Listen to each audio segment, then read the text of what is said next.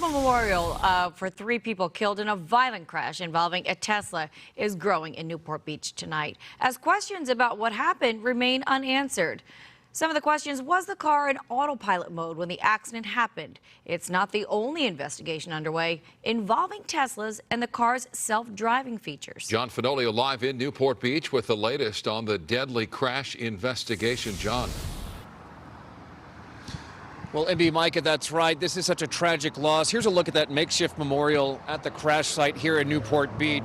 This federal investigation is not solely focused on Tesla. Volvo, Cadillac, Lexus, Hyundai, and Navia are also part of the probe.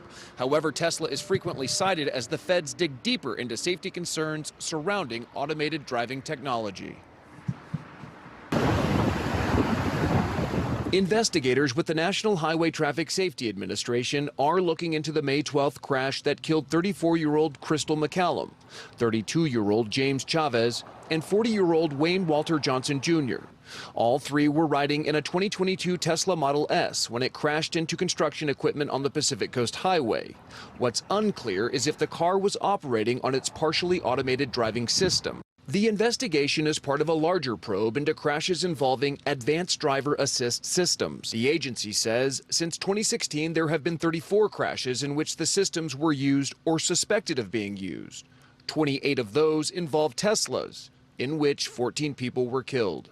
This video from May of last year shows a man riding in the back seat of his Tesla Model 3 without anyone behind the wheel while the car cruises across the San Francisco-Oakland Bay Bridge. CHP arrested the driver, who says he was using the vehicle's autopilot feature and felt totally safe doing so. I trust my car on autopilot more than I trust everyone on the road.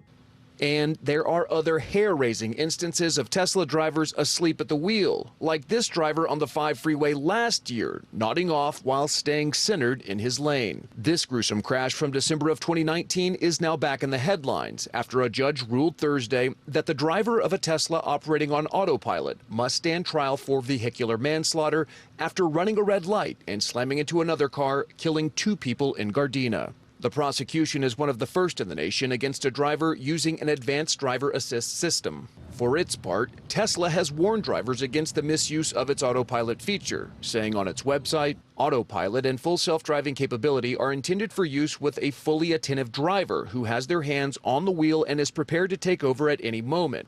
While these features are designed to become more capable over time, the currently enabled features do not make the vehicle autonomous. And back here live, the National Highway Traffic Safety Administration is looking for patterns in crashes involving automated driving technology.